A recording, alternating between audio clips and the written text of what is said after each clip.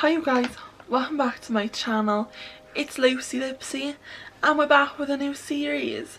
So this isn't going to be a kind of month-on series, but as you noticed this does have its own intro and we will be exploring all the true crime that interests me and interests you guys, of course. If there's any cases you'd like me to cover, please leave them in the comments below and I will go ahead and look at them myself. The first case that we're going to cover is one that's been very covered recently, especially by the TV, if you're in Wales. So I live in Clydach and this happened in Clydach. Now Clydach isn't that far from me at all, so it is very close to home. I don't remember it happening because I'm too young, but we're going to look into the case and we're going to go over everything involved in it. So let's dive in, guys. This is the Clydach murders. So if you're not aware of this case, this happened on June 26, 1999. Now it was a mass murder that took out 3 generations of a family. We will be talking about the events that happened from the Saturday night into the early hours of Sunday morning, and they all took place in 9 Kelvin Road in Clydach. So the victims of this crime were Doris Dawson, who was 80, her daughter Mandy Power, who was 34, and Mandy Power's 2 daughters, Katie, who was 10, and Emily, who was 8. They all lived together in Doris's house. Just to introduce the considered suspect during the investigation before we go any further, there was David Morris, otherwise known as DAI Morris, Alison Lewis and her then husband Stephen Lewis. Alison was a previous police officer and Stephen was a police officer at the time. And then there was Stuart Lewis, who was the twin brother to Stephen Lewis and also a policeman. I've created a timeline because I like to see things visually, and I know there's a lot of people out there who feel the same. So, to be clear, everything on this timeline in black is fact. Now, obviously, some of them are witness testimonies. I will make that clear when we go over it. However, just to be clear again, Stuart, Stephen and Alison all have alibis for that night, which we will dive into later. So at 11:30, this is confirmed by witnesses, David Morris was said to have left the pub that he was at that night. David's alibi is that at 11:30 he walked home. After having an argument with his girlfriend, he decided to go to his parents' house. However, he turned back when he was nearly there because he'd sobered up a little bit. Again, we'll dive into this later. At 11:48, Mandy and the girls were dropped home after babysitting. They were dropped home by a taxi to their home that they shared with Doris Dawson, their mother or grandmother. At 11:45 AM, the neighbour opposite said that she saw somebody get dropped off outside the house and enter into the building at 9 Kelvin Road. At 1:30 AM, there was smoke smelled through Kelvin Road. However, nobody decided to report it, and it went unreported until later hours of the morning. So at 2 or 2:30 AM, a taxi driver named Mike said that he actually saw 2 men walking along Vardre Road. Now he is 100% convinced to this day that it was the twins that he saw, Stuart and Stephen Lewis. He said that he did call the police the day after once he found out something had happened, and they told him that they would call him back. However, he never received the phone call. At 2:30 AM, Nicola Williams saw a man carrying a bundle and he had on a bomber jacket, and she saw this man on Gellionen Road. Now Nicola actually went on to create an e-fit. This e-fit matched Stephen perfectly, as you can see on your screens right now. However, at court it was disputed and they told her that she had been mistaken and this was not the person who she saw that night. At 4 or 4:30, a gentleman called John was driving down the lanes of Gellionen Road. He said that he had to slam on as he saw a man stood in front of the car in the darkness. He also described the man as carrying a bundle and wearing a bomber jacket. He said if he hadn't slammed on, he would have definitely killed the man. And then finally at 4:30, the fire was finally reported and the engine set off to help. So like I said, guys, in the red, this is suspected happening. So between 11:30 and 11:45, this is when Doris was suspected to have been killed. At 2 or 2:30 is said when the fire was lit. Now this is strange because obviously people started to smell smoke around 1:30. However, this is the expected time that Doris was set alight along with Mandy's room and the living room downstairs. And then finally at 3:30 to 3:45, this is when the kitchen was set on fire. So let's dive into the case, guys. Now it is expected that Doris was actually killed first, and this is for several reasons, but one of the main reasons is because the fiberglass pole that was used to attack all of the victims had been wiped. Now this meant there was none of Doris's blood on it. If the girls and Mandy had been killed first, then there still would have been some of Doris's blood on it, because Mandy, Katie and Emily's blood was still on it. So it seems like the killer had gone in, killed Doris, and then used it again on the 3 other victims. This obviously means that Doris would have been killed before 11:48. It's thought that the killer entered the home and picked up a fiberglass pole which was actually at the scene already. They then went and smashed the fiberglass pole over Doris's head, rendering her unrecognisable, and they then left her in her bed. Now, the pole being at the scene already suggests that the killing was not premeditated. Surely if the killer was coming to kill, they would have brought something to do so with. Now, when the killer used the pole on Doris, he moved the pole up in an upwards motion, and he happened to knock the light above him in her room. So this blew the fuses, and then the killer went into the girls' room, took the chair that was underneath the TV, and then moved it downstairs to the cloakroom where the fuse box was. This suggests the killer had an idea of the house, suggesting that he'd been there before and they were quite familiar with it. I wouldn't even know where the fuse boxes are in my house, so you've got to be pretty familiar with the house to know where the fuse boxes are, right? So this is also evidence that Doris was killed first, because the girls were actually killed in their room. If the chair was in there when they were being killed, it would have had blood splatters on it. However, the chair was completely clean when it was found in the cloakroom by the fuse box. Now, once Mandy and the girls came in, it's thought that Mandy was actually killed first. Now, she had been strangled, but not to the point where they made her unconscious through strangling. Now, she had been strangled, sexually assaulted, and eventually bludgeoned to death. Now, she was actually struck 38 times, 15 times on the face and head. This suggests that the murderer was actually angry with her, that there was a personal vendetta against her. If it was just a kill to get away with something, surely they would have just hit her once or hit her as many times as it took for her to be dead. It's unlikely that she would have taken 38 times to get murdered. So this does suggest there's some sort of vendetta against Mandy. There's a hatred behind the hitting. Now, like I said, she was assaulted. However, there was no semen found around her body, and there was also no cuts or tears to her vaginal area. Now, there was also a pink vibrator inserted inside of Mandy Power. Now, in my personal opinion, this suggests to me that there was a woman at the scene. It suggests to me that it was a woman who carried out the crime. I feel like this is a female thing to do. I think it was a hint as to who the killer was, but nobody seems to have picked up on that. And like I said, that's just my personal opinion. It makes sense to me. Otherwise, if it was a man, surely if he was going to sexually assault her, there would be semen. There was also a watch found on Mandy's wrist. This watch wasn't her watch, and it was actually a male watch, so this confuses the whole thing a little more. And then the weirdest thing about it all is that Mandy had been washed in the bath. So this is kind of a ritualistic thing to happen.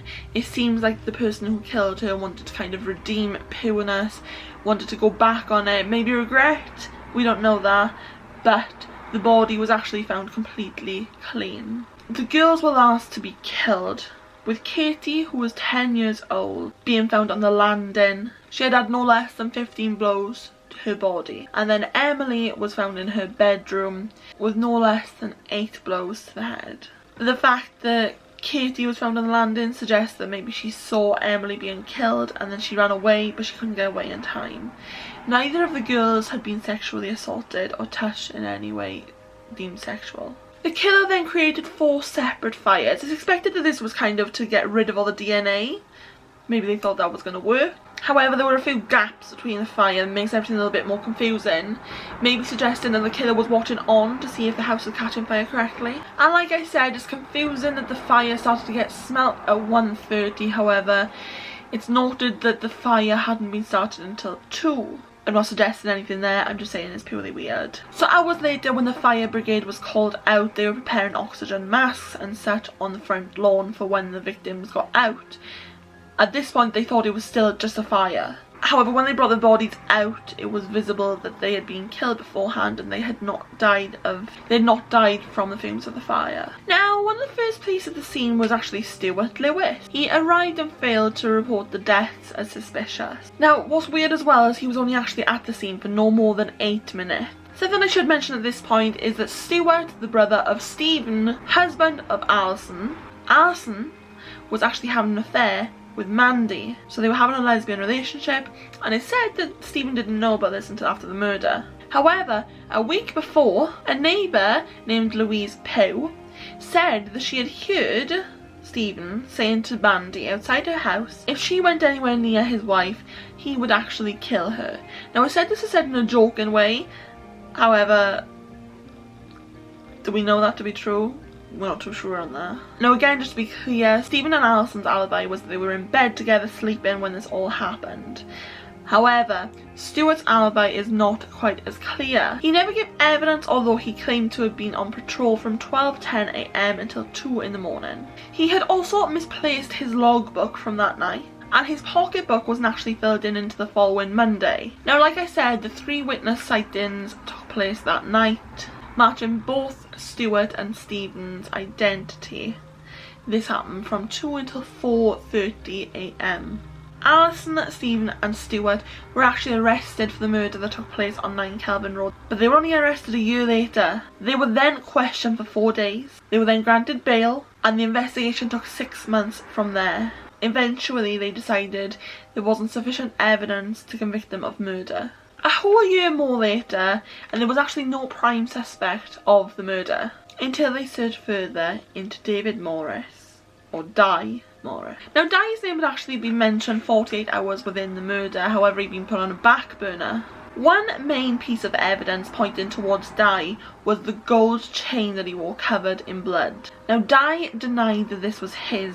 He even swore on his kids' lives, and he actually initially denied being in the whole of Mandy's house. After further questioning and after being arrested, he admitted to both of these things. He admitted that the chain was his, and he admitted that he had been at Mandy's house, all over the house. But he said that he didn't want to admit to anything because of his girlfriend, Mandy Jewell. Now, Mandy Jewell was actually best friends with Mandy Power, but they had recently had a falling out. Now, Mandy Power had claimed that she had cervical cancer.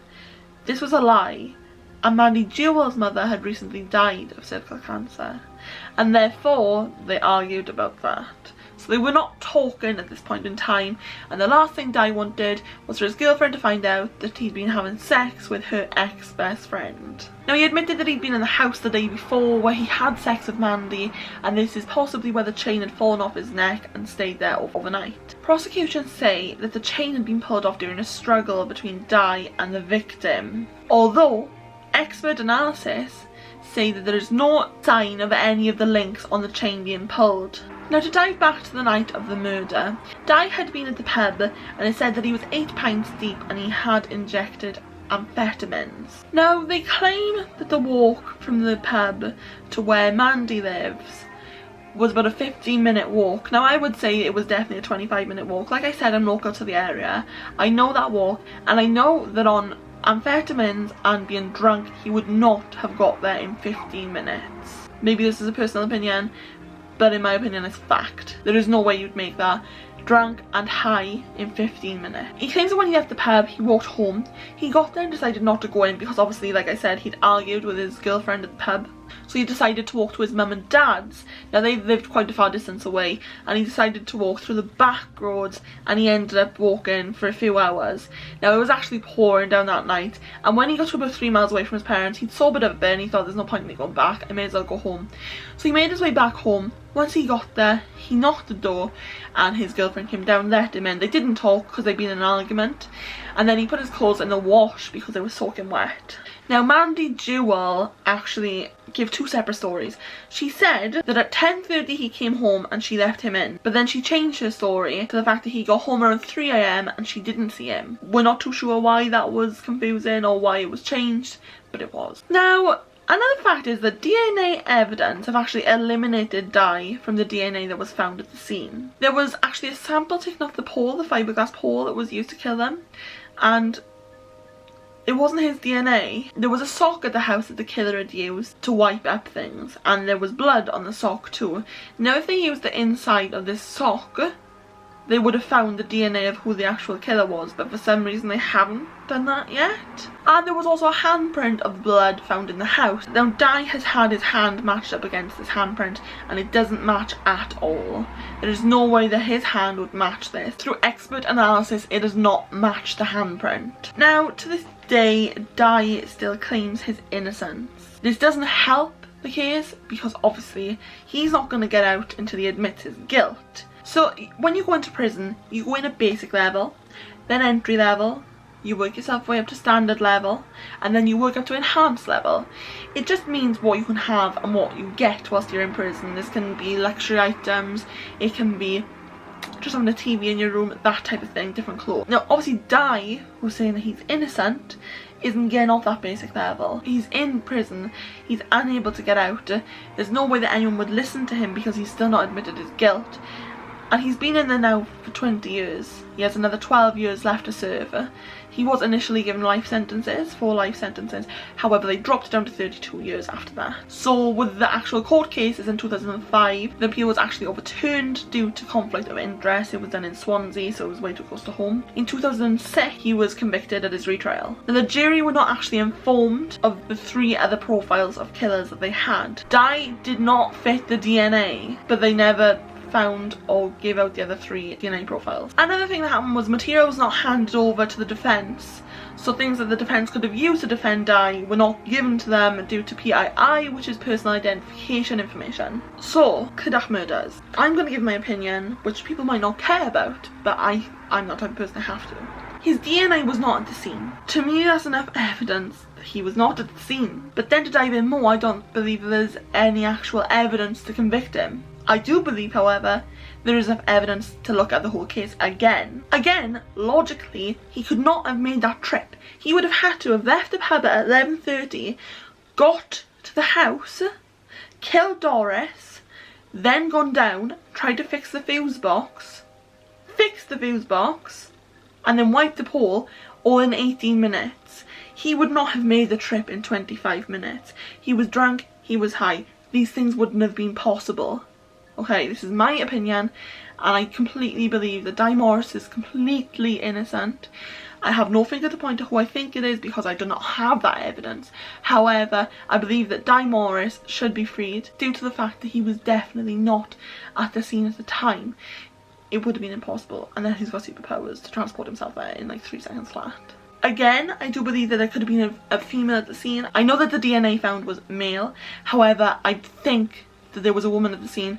The washing of the body, the vibrator insertion, that to me suggests that a woman was there. The killer was also so quick to kind of cover their steps. I don't think someone drunk and high would be able to do that. I really don't. I can barely get myself into bed when I'm drunk, so I definitely wouldn't have been able to perform a murder of 4 people and get away with it. So that's the Clydach murders. Free DAI Morris.